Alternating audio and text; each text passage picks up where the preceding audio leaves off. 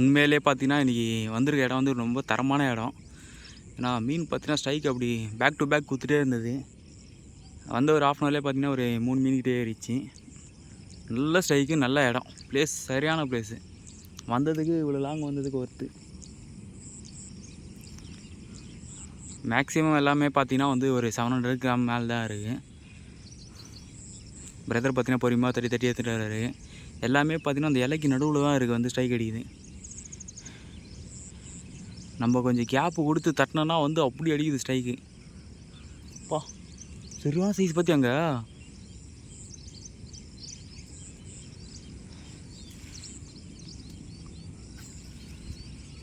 Worth UG.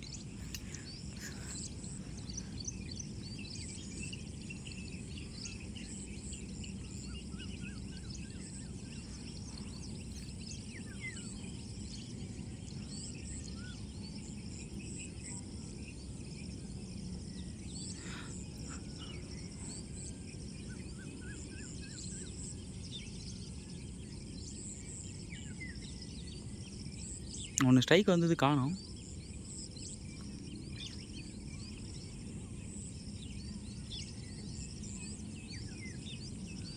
மிரண்டுச்சுன்னு நினைக்கிறேன்டா.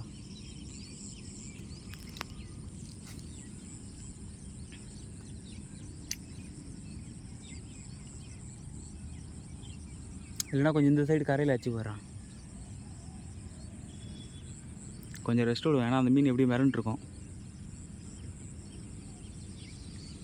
நம்ம 3வது மீன் அடிக்கிறது வந்து பார்த்திங்கன்னா வீடியோ எடுக்க முடியல. ஏன்னா மீன் வந்து நம்ம அந்த சைடு கொஞ்சம் ஃபோக்கஸ் பண்ணதுனால மீன் இங்கே பார்க்க முடியல. பிரதர் கொஞ்சம் டக்குன்னு மீன் ஸ்ட்ரைக் இங்கே பாருங்க கிட்டி அத்தை மீன் எத்துச்சு போடு. ஐயோ சைஸு ஓடு ஓடு ஓடு ஓடு. ஏய் கரை பார்த்துனோடு, கரை பார்த்துனோடு. அவசரப்பட மீன் பார்த்தீங்கன்னா அத்துன்னு போயிடுச்சு. இருக்குதான் பாரு நூல். இங்கே தானே இருக்கும், இங்கே தான் இருக்கும், டக்குன்னு பாரு. மீன் மிஸ் ஆயிடுச்சா? நான் தான் சொன்னேன்னே ஜாயிண்ட்டை பாருன்னு. ஜாயிண்ட்டில் தான் கட் ஆகிடுச்சு.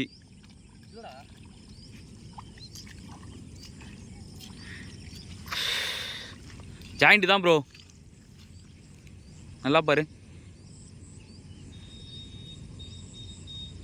இன்னொத்து இல்லை சைஸாக இருக்கும் இன்னொத்து, அது சைஸ் இன்னொத்து. அது பேர் சின்ன மீன் அடிக்கிற மாதிரி வந்து கிட்ட வந்து வச்சுது ப்ரோ. ஜாயிண்ட்டு தான் ப்ரோ. இந்த வர இங்கே கிட்ட இருக்குடா, ஜாயிண்ட்டே காணுமே.